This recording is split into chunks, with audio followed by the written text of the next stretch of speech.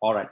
So far we covered vectors. I'm hoping that you can see my screen. If you cannot, I'm going to share my screen. So my screen is on over here. Now, we discussed vectors in the last couple of weeks, and we saw that we could create an opaque object. So, and we said this opaque object basically is of type void star. That's what we say. And we're able then to create an implementation file, a .c file that had all the functions that we wanted for the type that we are creating. So we had a known type here, a known data type that is type vector, and which is keeping some data in an array. And we have a way to check the size of the array and the total items that we are keeping in the array. And this basically was just an initializer, and we said in object-oriented programming, this will be a constructor, and that the destroy function here that we have would be a sort of a destructor in object-oriented programming. One of the functions we had was this push items function that we were using to add data to the array. We had a pop function that was removing items from the array. We were checking whether the array was full, and we were printing items. That's all we did, and those are the functions that we had. Remember, you could grow these functions to any way that you choose to. You could grow it, and you can add as many functions as you'd like. Let's talk about this for a few minutes, and then we're able to move on to something new today, which is basically talking and discussing linked list. So let's make the case for why we would want to keep things a little bit different. That's the purpose of our conversation today. Now, if you're keeping data in any structure or a container, there are a couple of things you do. You add data, so operations that we can do when we are keeping data are, we can add data. In this case, we're adding data to array, and this is what our function push is doing. We can remove data. So our pop function meant here to remove an item. We can remove item. We can search through this data with maybe an intent to modify the data. You know, we could search through it with an intent to modify the data. Okay, well, other modification could be really sorting this data, you know, into either ascending or descending order. But you can have many operations that we can do with this data. So for the first question we should think about, if we are working with these, what are the costs associated with the kind of technique or the data structure that we have created? What the kind of cost associated with the work that we are doing? Let's think about that for a minute. So if we consider this push item where we are adding our data, what is it that we are doing? We are starting off with a memory block of 7 items. Remember, we are keeping integers. So 7, if every integer is kept in 4 bytes, then 7 of them is about 28 bytes. So we are starting off with a big memory block of 28 bytes, and then we keep the items. So this is what would happen. If we have 8 items, if we have 7 items, we only need 28 bytes, which is what we're starting with. Now, once we start hitting 8 items, what is happening with our memory block, we are doubling the memory. So we double the memory here to become 56 bytes. Okay, or rather, here the array can hold 7 items. Here the array can hold double the amount that we had before, 14. Now, when we get 14 items, in order to keep our 15th item, we'll have to double the array to maybe 112 bytes, okay, which is now we have to keep 28 items. So every single time, whenever we want to keep an extra item, you know, which increases the our limit, we have to double the memory, okay? We have to double the memory. So the cost associated here is every single time we have an increased memory, we have increase in memory with what I would say n over 2. increase of memory, right? So supposing we have n items, so we need to sort of, we are doubling the memory, but because we also need, so this is what happening. So we had n amount of memory before because we had n items. We double that, so that becomes 2n. But because we are going to still keep these items back into the thing, so we are sort of dividing this again, whatever these items that we had again by 2. So we sort of are adding n over 2 amount of memory to it. Okay, that's number one. So let me get rid of this to make sure that's clear. So again, we are talking about addition here. The other thing that's happening now is, so we are doubling the memory here, and therefore we have, half of what we need every single time that's not being utilized. But also, every single time we do that, we have to copy all the items. We have to copy all the items from the old memory block into the new memory block. All right? Now, so we have basically to use a for loop that starts from 0 to the number of items that we have. So if we have n items in our old memory block, how many copies would we need to do? How many copying? How many copying would we have to do?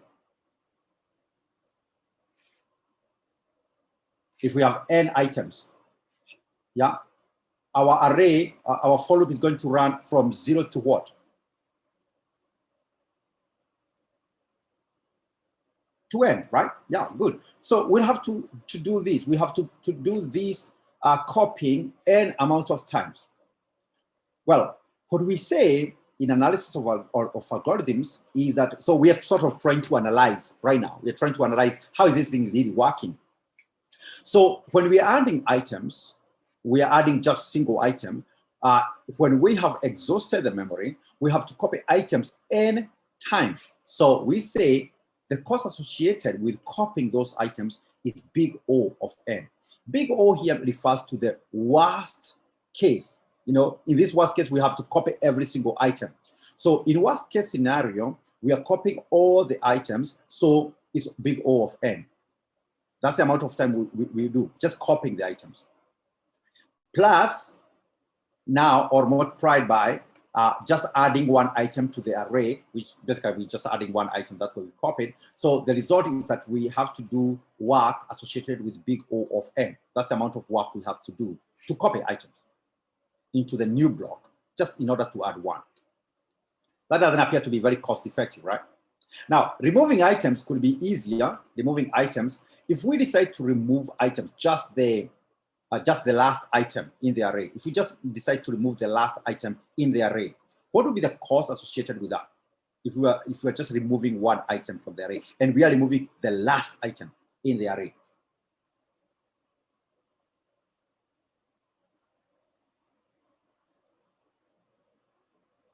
I think if you're removing the last item of the array, if the array was called A, we'll just go to, if the array is called A and it has n items, we'll just need to go to A n minus 1 to get the item, right? Easy peasy, right? So it's not too hard. So removing the item is O of 1. Just removing the item. If we remove last item, right? If we are removing last item, and therefore we can go to the last index, then we can get rid of that item, and it's not going to be a big problem. What happens if we are removing an item in the middle? So let's suppose the array looks like this. What happens if we are removing an item in the middle? What needs to occur? 5, 7, 8, 9. Supposing we are removing an item in the middle. Say we are removing 8, which is in the middle. What then happens? Well, we possibly would need to, because we cannot have, otherwise we may have to keep track of this empty one, but in order to maintain integrity of the array, well, we'll then need possibly to shift all these items in order to occupy this, right? So if we had removed the first item, we would have had to shift all the items back this way. correct? Well, another easier way is to do this. Another easier way, which possibly will not, so if we are removing the first item, we would have to shift all the stuff back, which basically would mean removing the item is O of 1, just disconnecting it. But shifting all the items, we'll have to do this at most n times. So again, this is going to be big O of n. But maybe this is not very easy to do. You know, it's not very easy to do. Shifting things is not always good to do. There could be a better way of doing this. And that better way of doing this might not involve it, shifting all the items.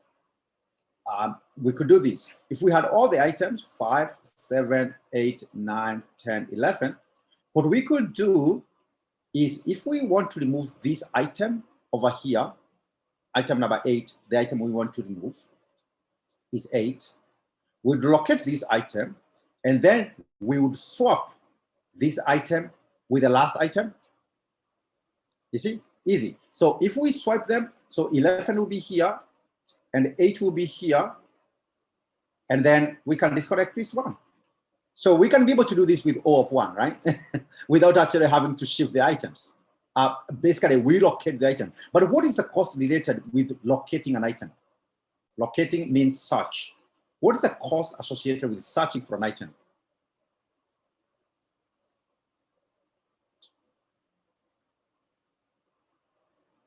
Well, the cost associated with locating, searching an item means we have to go sequentially one by one to look for an item. If an item does not exist, we would have compared. Remember, searching for an item means we are doing comparison. Searching means we are comparing to find the item that we are looking for, right? Searching means we are comparing to find the item we are looking for. So at the worst case, if the item does not exist, we would have compared n amount of times. Does it make sense? So that's what we would have done. So that becomes, so if we were removing an item, first of all, by searching for it, searching would take us n times at the worst case, but removing is only O of 1. So it's still big O of n. Now, so this looks a bit, you know, not very good because we are working with O of n all the time. Okay, we are working with O of n all the time. Even when we say we remove just the item, so all this looks a little bit gloomy. But more so, I think, more so is this: the idea that we have to keep adding the blocks, right? So when we have 7 items, we need space to keep 14. When we have 14 items, we need space to keep 28. When we have 28 items, we need space to keep 56. When we have 56 items, we need space to keep 112. When we have 112 items, we need space to keep 224. See, our space or our need for space is growing, although really the amount of storage we actually need is not growing. Correct? That's what is happening.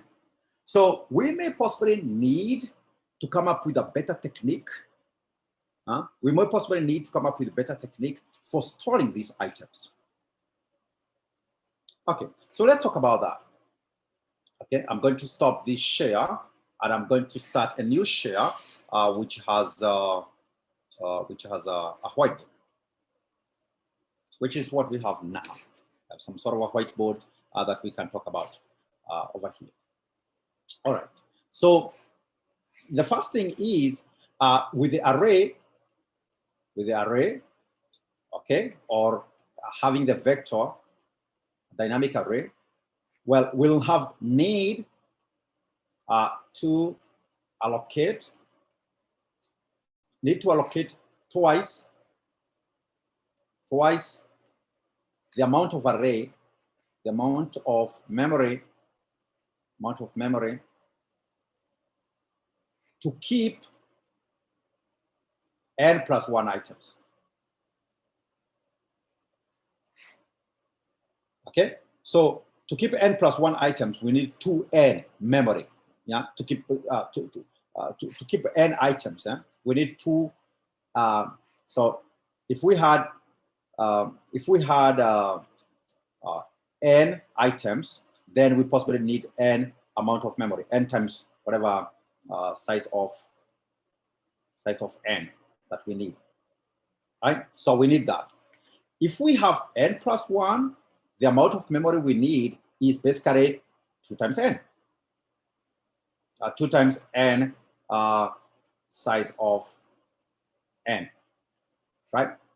That's the amount of memory we need, which is a bit inefficient, right? Inefficient. So So what can we do to in order to alleviate that? Now we can keep items.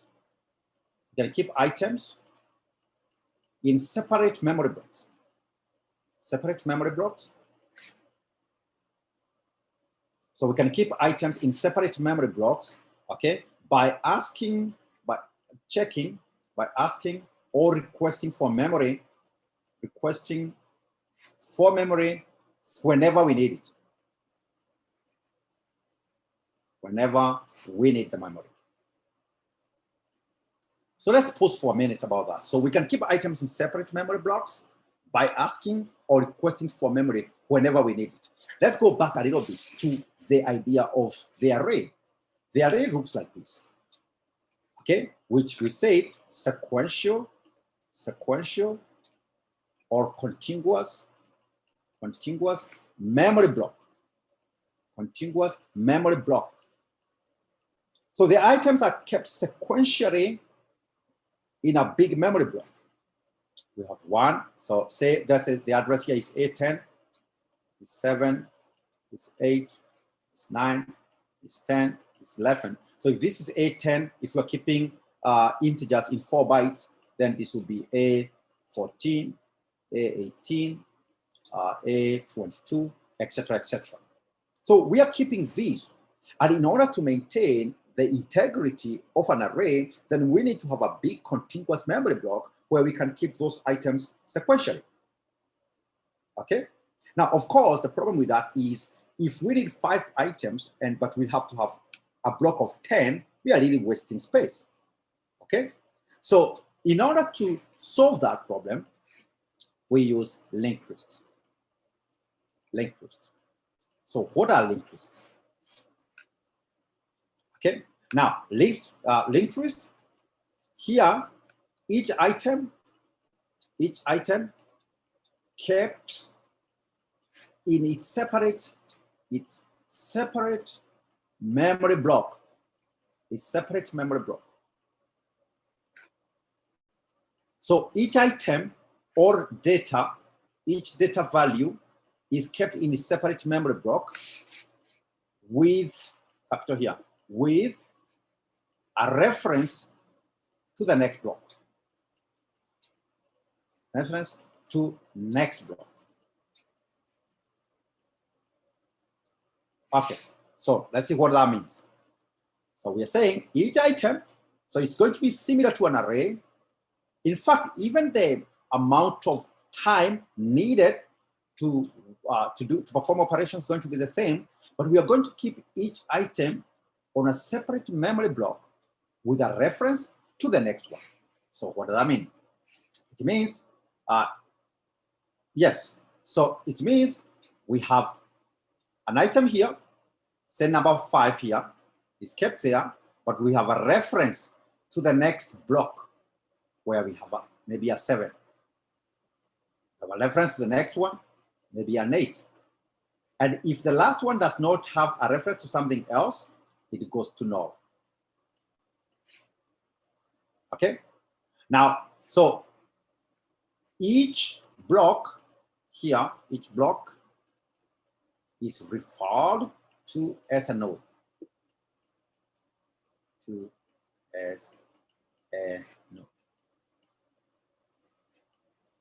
So every single one of these will be referred as a node here, and this will be a node. Okay? And what we have is we have a space for data here, and we have another space here, which is reference or pointer, reference or pointer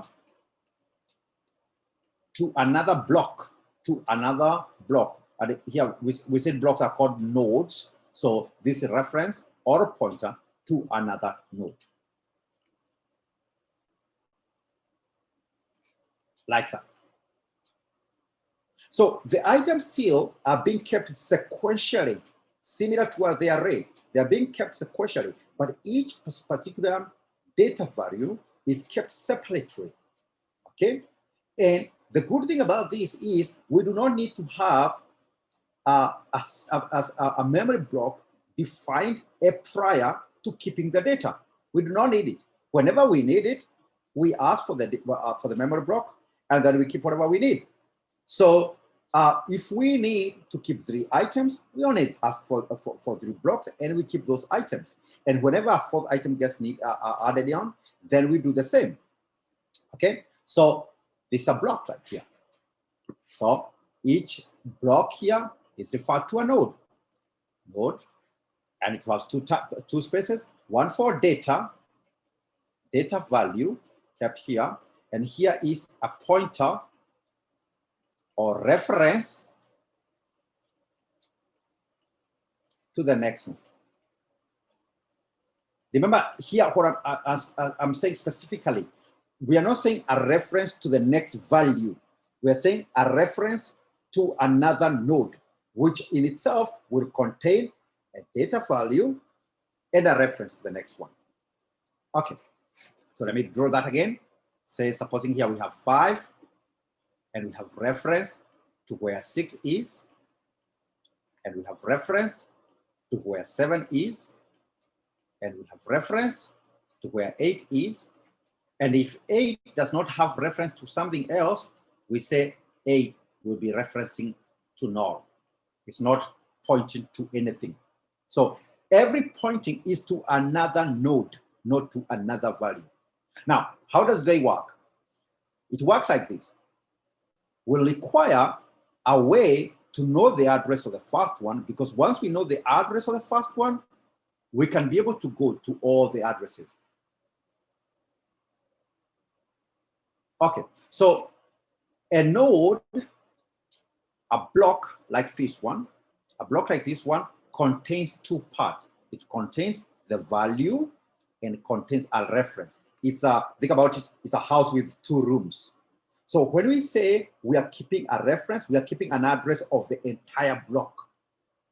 Remember this, if we had 2 things like this, it's possible that the address here is A10, the beginning address. And if this is an integer and this is a pointer, and both are kept in 4 bytes, then this is A10 and this is A14, right? Because this will require 4 bytes and this will require 4 bytes. What we are referring is that we are keeping this address in the beginning, which is basically the address of the entire thing. Okay, so that's why we're keeping the address of the first thing up here. So what we want is to keep a reference or a pointer. We can call it head, we can call it first, we can call it whatever name we want. And this will keep at the address of the first one. So for example, supposing this is address A10, the address of the whole block. The address of this one is maybe B10. The address of this maybe A14. We don't know. Maybe A16. So what we want to do is keep the address of the first one here. And based on this address, we can go to this address, we can go to this address, we can go to this address. So pointers, linked lists, we keep the address of the first node, and using that address of the first node, we are able then to visit or traverse, that's a name to use, traverse. We can be able to traverse the entire list. It's called linked list because we are linking these nodes from one to the other. Okay, now important here is that we need to keep the reference to the first node, and then from that first one, we can be able to go to all the others. Nothing else needs to be kept. Okay, so that's number one. So let me recap this. Linked list here, linked list. Okay, each data and a reference, and a reference, and a reference to the next node, to the next node. is kept in an instance of the node, in an instance of a node. That's important, okay? Only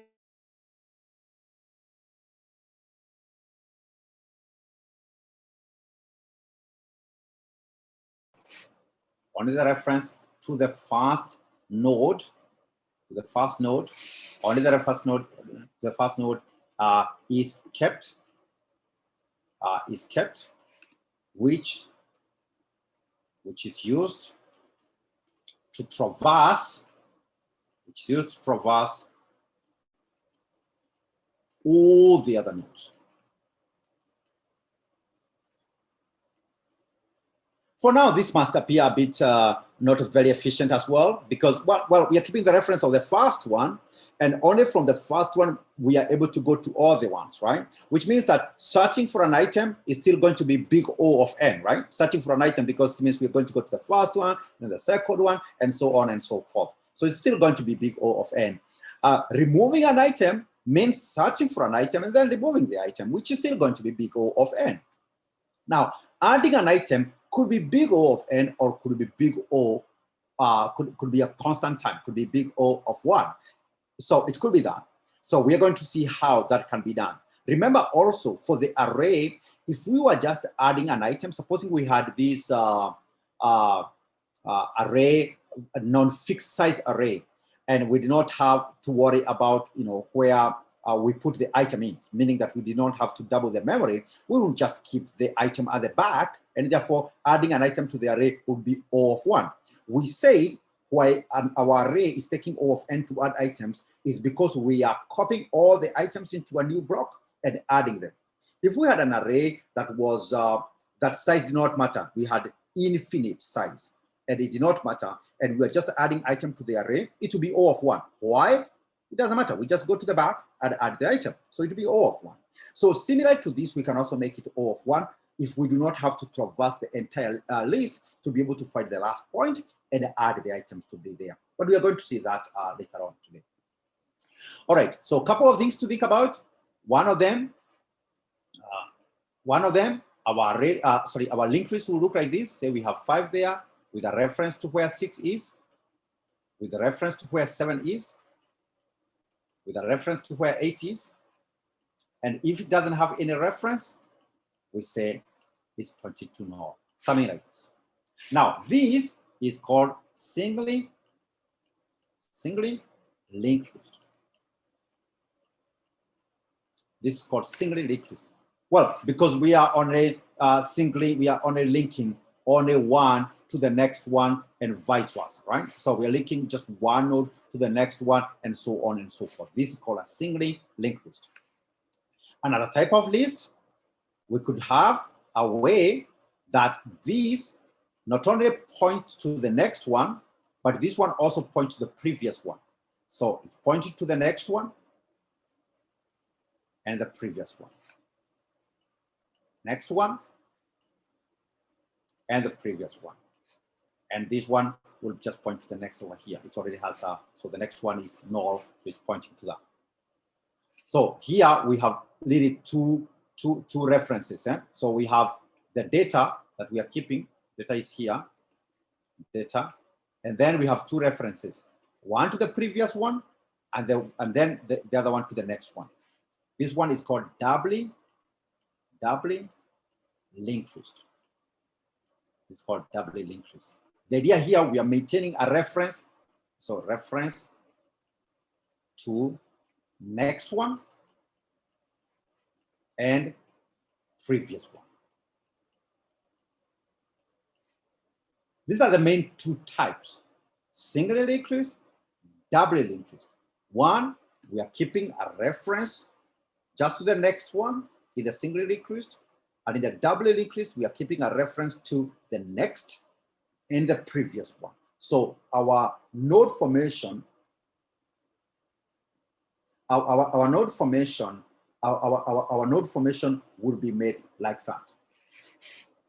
All right, let's go on. So those are 2, singly linked, doubly linked list. Another way, we can just change how things work. So this is a singly linked list. that looks like this, reference to the next one, reference to the next one, like this. And now, instead of this going to NOR, the way the single linked list was, we can take this to point back to the first one.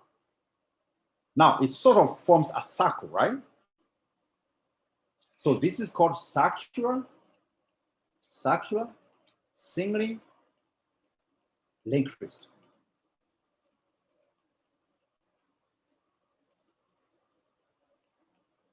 See that? So, well, we've learned about single linked list. So we can make them circular by checking this guy is pointing to this. All right. Another way, we can have this become a doubly linked list. So previous one, next, previous, and then here, remember it's pointing to the previous one, so its next one is this one, and basically this one will also have a previous one, which will be the previous one, which will be just the first one. Does it make sense? So this can end up pointing to this one as well. Does it make sense? So there's a previous one and the next one, etc., etc. So this one now we can say doubly circular doubly linked list.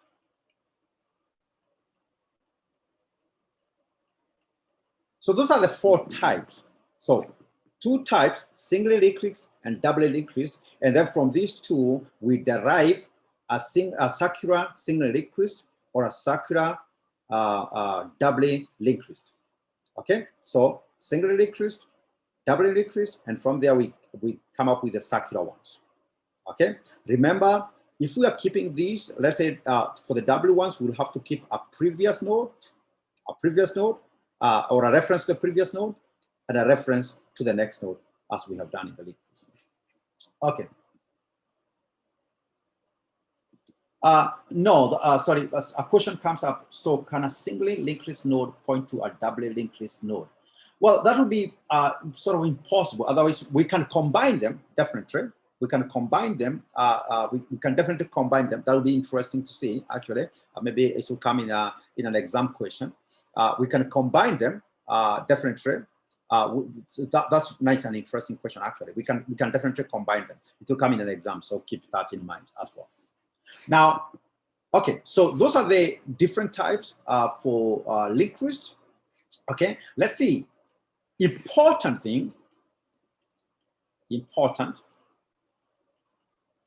is that all of them is that linked list use the node as a building block.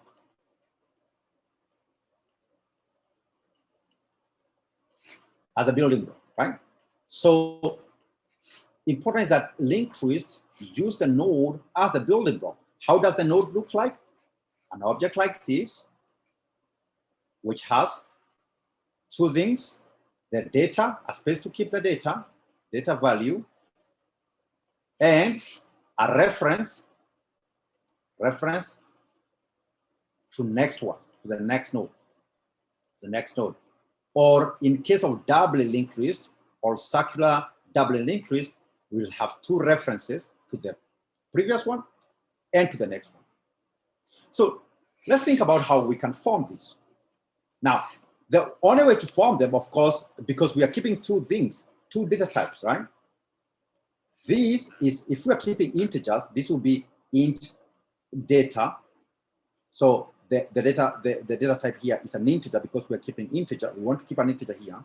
And these are reference to the next node. So this will be a pointer to a node. So if we called our data type node, this will be, this box here, a reference, will be next is a pointer to a node, right? So next will keep an address of a node. That's what it will mean.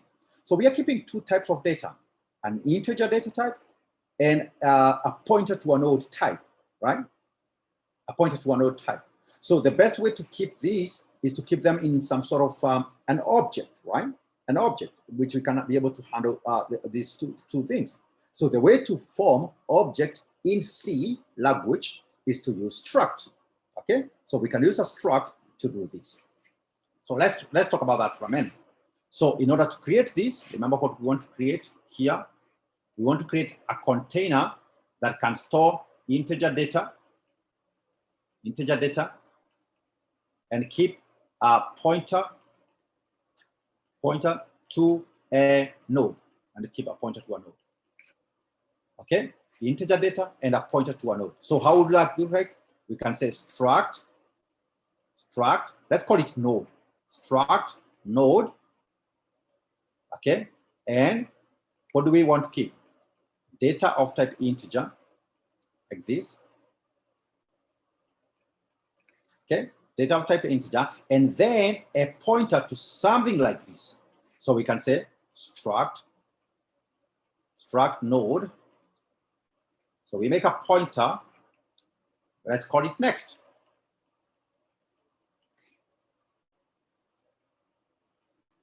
So the definition is sort of recursive, right? Because this is calling something that looks like itself, right?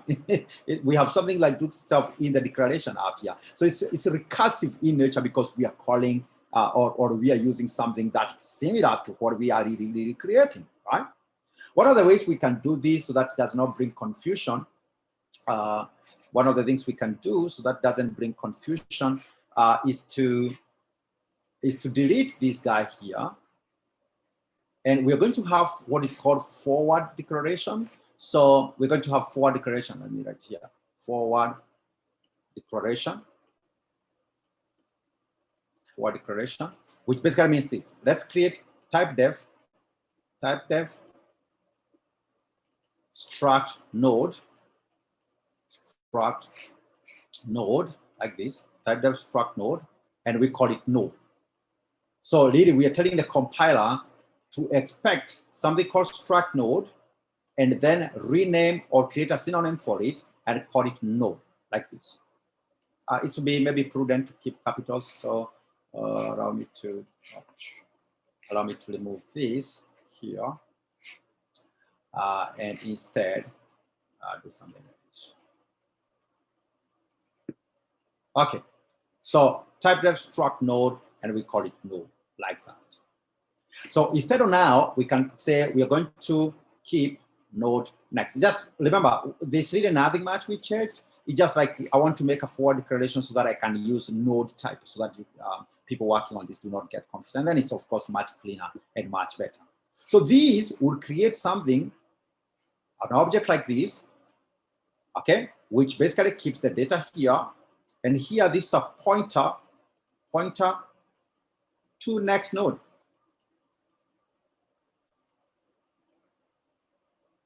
Okay, now, one more thing before we pull up our programming platforms. If I was to declare a variable of this type, okay, I could declare a variable like this, node. Well, I could declare actually a variable, an instance of a node. If I created an instance of a node, remember, an instance of a node is just it's not a pointer, it's just, a variable, right? So I could say node, my node, something like this. Now, if I created something like this, node, my node, this is not a pointer. This is an instance of a node. If I created this, an instance of a node, then I can say my node dot data, and I can keep some data. For example, say I keep 7 here. All right. So node, my node dot data, and I keep 7 in there. But then I can say then my node, remember the other one is a pointer now, my node dot next. I can say dot next because it's a pointer really. And I can say my node dot next, wow, is equals to null in this case. Because a pointer, and we can only initialize pointers with 0, with null, or with an address of another node. So in the worst case, in a simple case, we can do something like like this. So we do that. If let's say I kept these things in as a pointer, then I could keep node. I can do node. Sorry, these capitals. Actually, let's go to a new page so that it all makes sense. So this would look like this. So we could create another pointer. For example, supposing we kept them as pointers, we can say node. Say, let me do this. Say head. Now, head is a pointer to a node. Head is a pointer to a node. So I could start by saying this. Remember, it's a pointer. So I could say head. I can make a memory block for this by using malloc. So the memory block I'm creating must be of type node. So whatever is,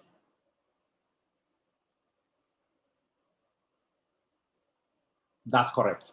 So the question is, if I wanted my node to point to my node 2, okay, maybe we start up with actually with that. So let's repeat what we had done here. So I had this. So the first node, sorry, we said node. And let's do this, first node. Here we are just playing, by the way. We are going to play around with them. So we are making instances. Normally you don't do this, but we're making instances. Okay, node, first node. And then I say first node dot data. The data is equal to 7. And then I say first node dot next is equals to null. So that means we create a node here called first node. This node is called first node. Here, first node. And in here, we have 7. And the pointer here is pointing to null. See how beautiful that is? First node, this is our variable called first node. It's keeping 7. And the next one is pointing to null. Now, if we wanted this to concatenate to something else, we could say we can declare another node, okay, maybe second node, and I can say second node dot data is equals to 5. Okay, now how would okay, so I can say this, let's say do it again. Second node dot next is equal to null. So what does that mean? Let's do this here. So what that means is we have now something called second node here. We have second node here. And this second node has 5 in here. And this pointer is pointing to null. So we have two separate items. Now, how do we make these to concatenate to be the same thing?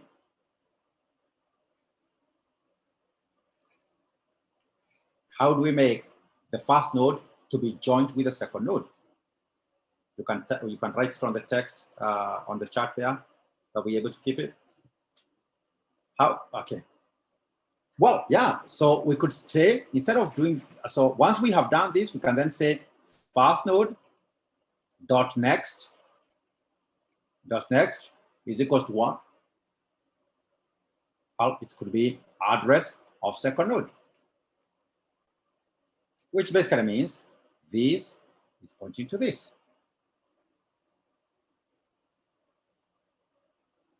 Okay, and we can go back and forth. Supposing we kept a that node capitals here, node, that node, and then we said that node dot data is equals to 3 maybe, and then that node dot next is equals to null. So we always create our node. Look what we are doing. We are creating a node. Assigning some value, and pointing the other one to the next, right? To null. So what does that mean? it will come up here. And when it's up here, this is our that node here, that node. It has the value of 3 and it's pointing to null. Now, could someone tell me, using the first node, how would I make the second node pointing to the third node? I'll repeat the question. Could someone tell me how, using the first node, how would I make the second node point to the third node?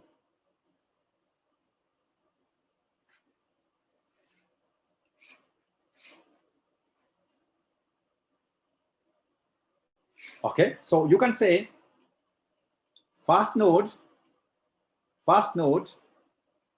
next, first node next. What is the first node next?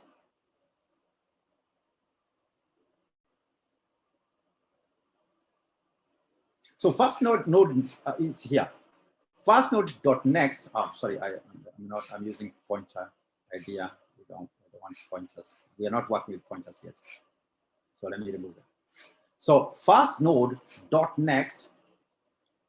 First node dot next is the second node. So first node dot next is the second node, right? Is the second node. I mean, we have it here. This guy. First node dot next is pointing to this node here. So we can say first node dot next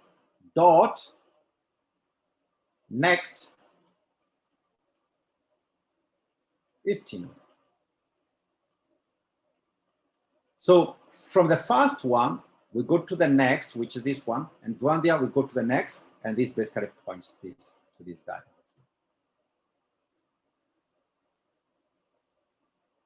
Does it make sense? So we are moving this idea of next, then next. Basically, we are pointing this to this one. This is next, and then its next becomes this one over here. So that's how we are able to do that. And we can do that for the fourth node and the fifth node, and so on and so forth. Okay, so that's how we will do this. Remember, it does not change much if we decide to use pointers instead. So now, instead of saying in instance, we can say this node, and then we have pointer and say this is the first node here. Let's call it head, just to say that's the first one in the series of the nodes. So first node head is this one, right? Now remember, head is a pointer to a node. So head looks like this. Head looks like this. Is a pointer that can store an address to the node. So we don't have an address right now. So we could say, well, head, let's make some address. Head is something of type node. Remember, malloc brings this. So we do malloc size of node, like that. Now, malloc is going to create for us a block that looks like this, which has the same size as a node. That's what we're asking for. So this is going to be divided into two. One part where the data can go, second part where the reference can go. So when we say head is this, basically we are saying head is going to keep this address. Say this address is A10. So head, by using the assignment operator here, we are saying this pointer is going to keep the address that's going to come from malloc. So this is going to keep A10 here. Or rather, colloquially, we can say it's pointing to this block over here. If we want to keep values here, we can say head. Now we use the pointer to struct operator. So we say head data, supposing we say it's 5. So here we keep 5. And then we can say head next is equals to null, which basically means this is null. So head really now is pointing to us to the first node that we have. Okay. Now, if we need another one, we can do just the same. So we can say, in fact, because this one is a pointer, because this guy is a pointer, head next is a pointer, we can even do this. Because head next is a pointer, this one is a pointer. We can allocate memory for it by saying, well, head next, whenever we need another one, we can say head next, Then we can say allocate memory for us. So remember, we want a memory of type node. And you can say malloc size of node. So we are saying this pointer here point to a new memory block like this.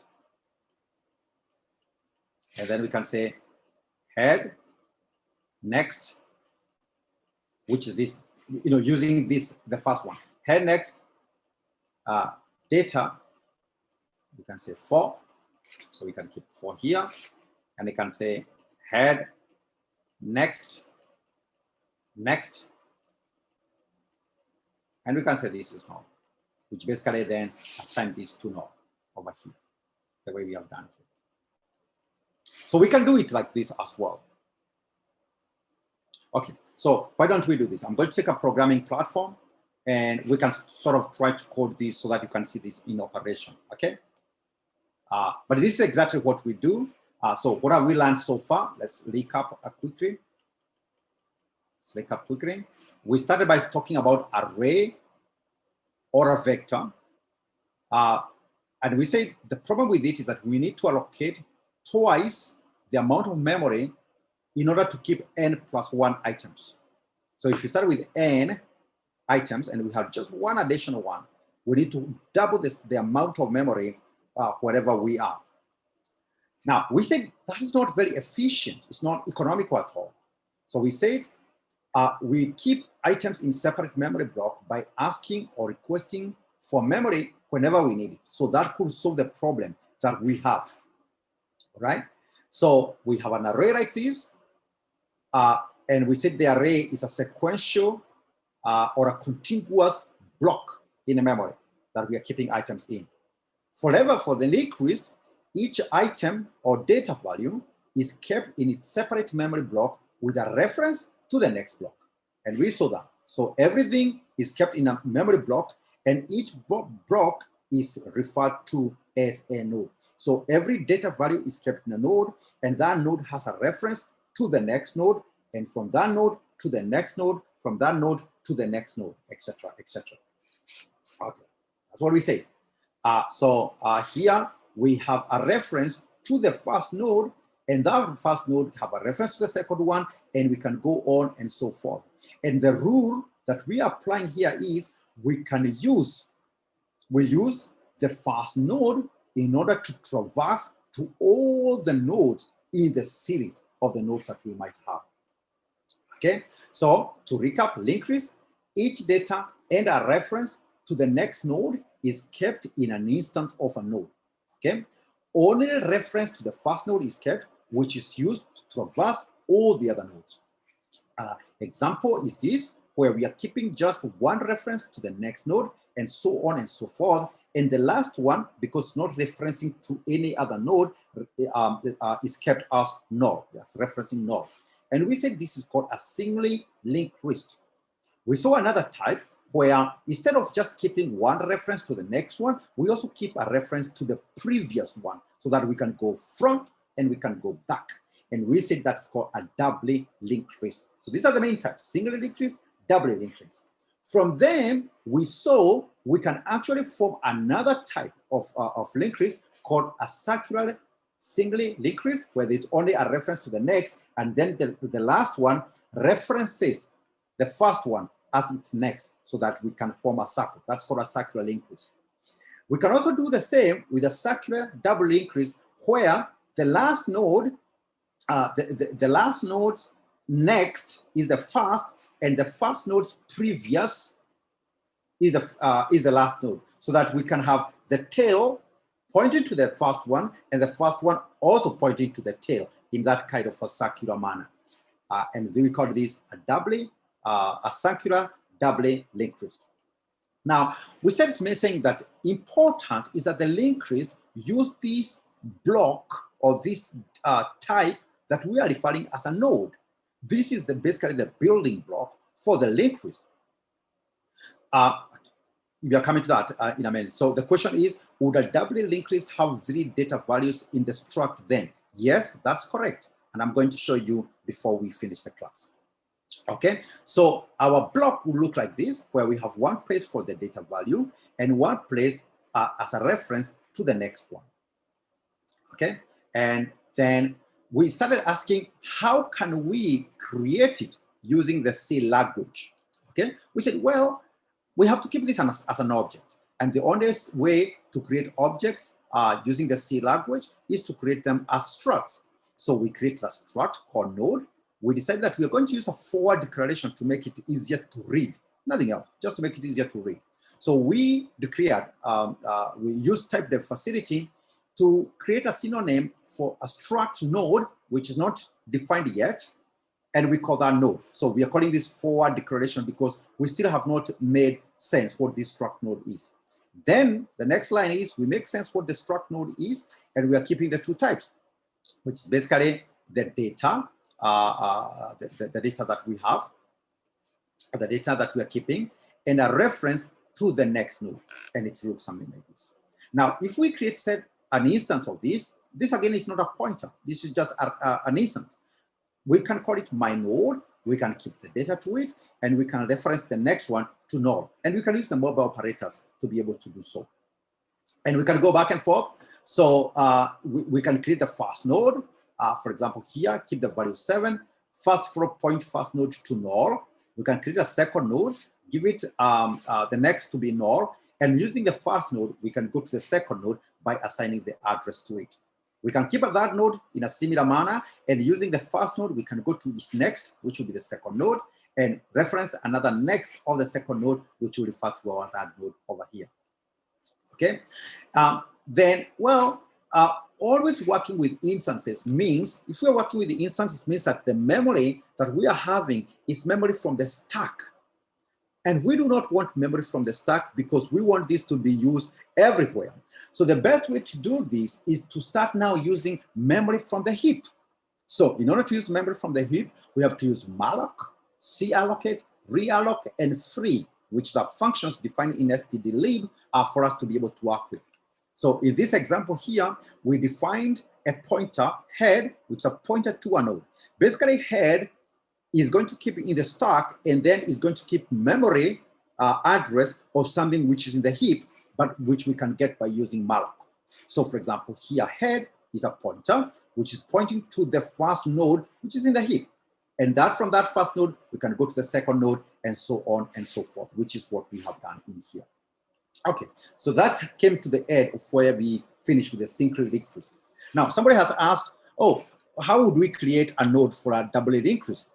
So the doubly linked list would look something like this. We can keep the data here, and here we'll have a pointer to the next one, pointer to next, and this can be pointer to the previous one, pointer to the previous one. And how we can do this, again, we can use a forward declaration. For example, we can say typedef here, typedef struct. Let's call this maybe doubly node. So I'll say D node, and then we can call it D node. So just to say doubly linked node. Okay, doubly linked node, nothing else. So now we can say struct D node, and in here now we can have the data we are keeping into data like this, and we can have a reference to the next one. So D node next. So that's a reference to the next one. And then we can have D node previous, like this. And we can close it here. And if we wanted to create these kind of things, we could say, well, D node. So supposing we did this D node, well, supposing we just keep as an instance, my node. Then here we can start by saying my node dot data. Say we keep the value 3, and then you can say my node dot next is null, and you can say my node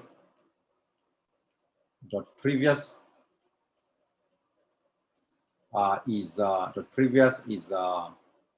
null. So we first start by doing exactly that, where we are kept 3, and here is pointed to null, and this one is pointing to null. And then when we add a new one now, this next is going to point to it. Okay, remember, this one does not have any particular previous now, so its previous can stay as null as far as we are concerned. And when we do the second one, its previous is going to point to this one, the first one, and so on and so forth. That's where we are. Now, is there any questions regarding this at all?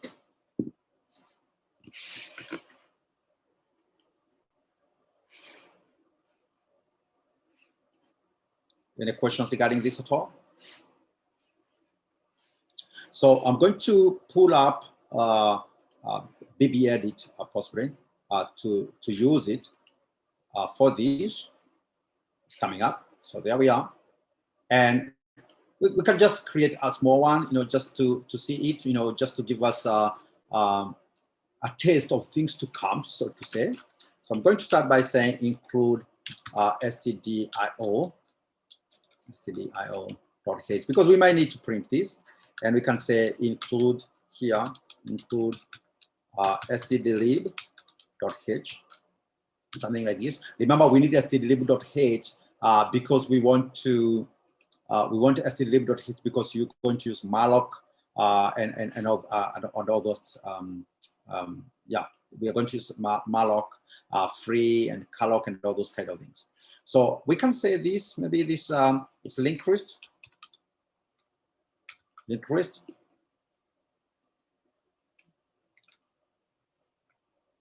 .c, something like that. So that's how you would end up sort of creating it. You'll see that everything has been well defined now. Okay, so we have stdio, and we're including stdlib, and then we can do the forward declaration. And here we can do struct node, okay, like this. So we want by forming it typedef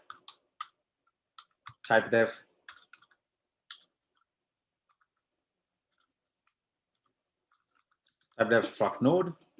We said we call it node, and then we now define it struct node like this, and then we can keep our things that we want. For example, we can say int data, and now referenced to the next. Remember, this is just what we just did a few minutes ago, to the next node like this, and we can put it like this. So that's how you'd form this, and we can create main here. And then from there, we can create the types of data that we want. So main returns 0. So we can say that return 0. And if we want to create an instance, remember what we just said. We can create the first one as head. So pointer node head. Okay, or we can say maybe let's call it pointer to head. It may be possibly always better to do this. Pointer to head. So this would be a pointer that points to the head, or to the first one, pointer to head. And well, we declare like that. Remember, the most important thing here is pointer to head is a pointer which is kept in the stack frame. So say its address is A10, but it is going to be keeping some address which is in the heap somewhere. That's what we are trying to get to. So here now we can say p head, okay. So malloc, and then we say size of node. So this is going to get us something which of such node. So we want to change this to a pointer like that. So now we have the first one, and we can play with it whatever we want, right? We can play with it whatever we want. We can say pointer to head. Data, maybe equals to 7, and you can say p head like this. P head next is equals to null, and what that now is we have said that this guy here is pointing to null, and this guy here has the value 7. Easy peasy. Now we can, every single time we can always create a node. For example, let's do this. we can create a node here, but node here, maybe new. So every single time we need to create a node, we can create something new, which will create a node for us.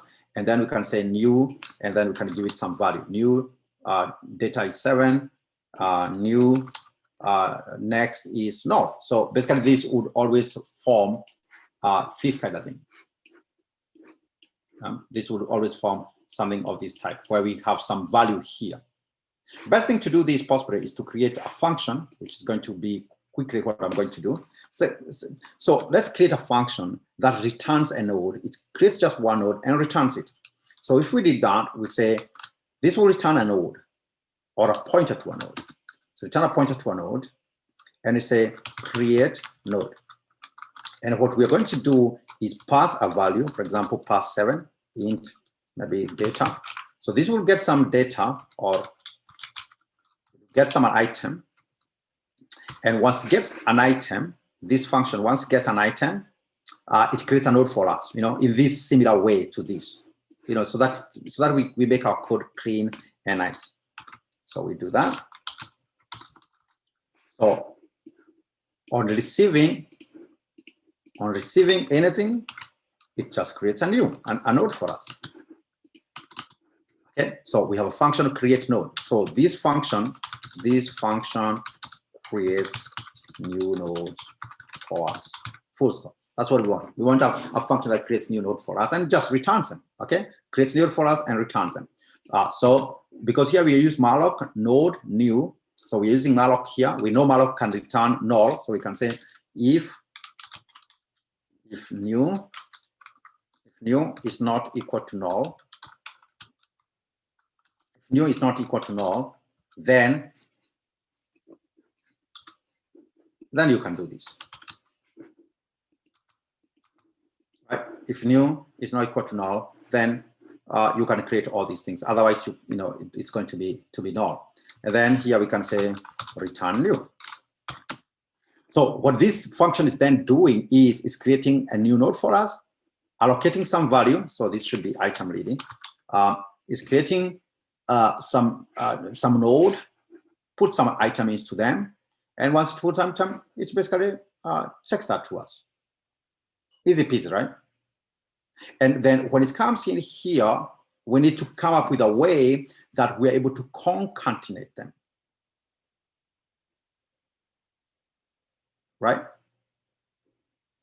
We need to have a way of concatenating them. So there are a couple of ways that we can do that. So this is keeping a nodes for us. So there are a couple of ways that we can concatenate these nodes. So number one, we can make this point to this one over here. So that means we can add 2 ways to add nodes. 2 ways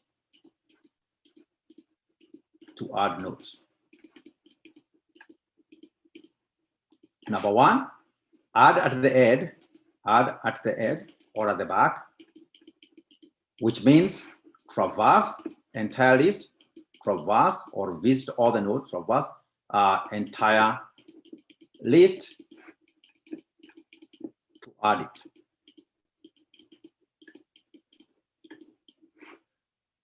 What would be the cost of operation to do this, by the way? And what would be the cost of add it to the head? Add to the first one. So these are 2 options. One, add at the head. And the second one, add to the first one. What do you think the cost associated with this one, with the first one? Adding to the head.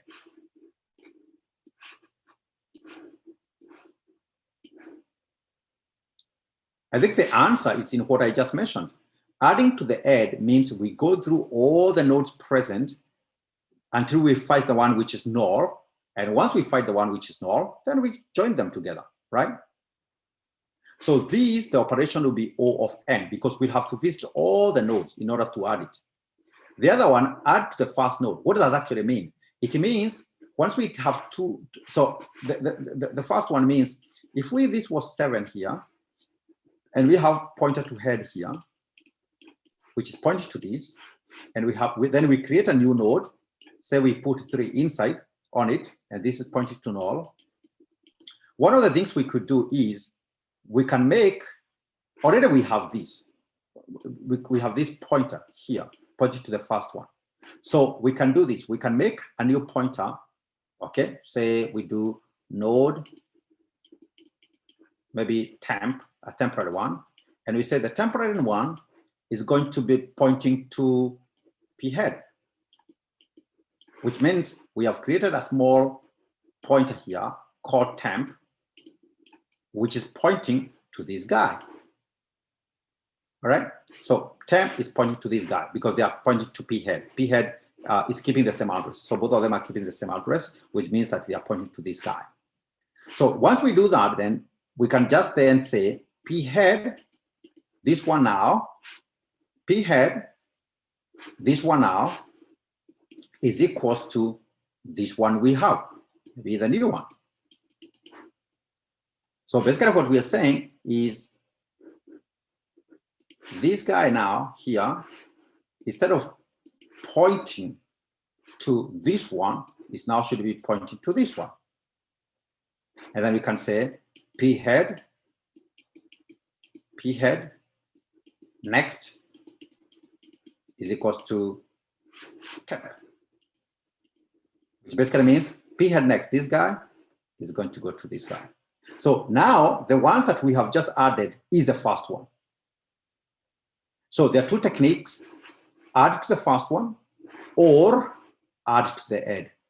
If we add to the first one, we do not need a for loop to do anything.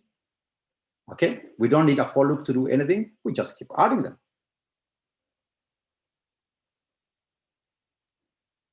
Making sense to everybody? So this could be one way for us to work with it: add it to the head or add it to the end of the list. So when we meet next week, when we meet on Thursday, we are going to look at those two techniques: adding to the head or adding to the first one. And we are going to implement both using this create node function that we just made. All right. So that's basically how we create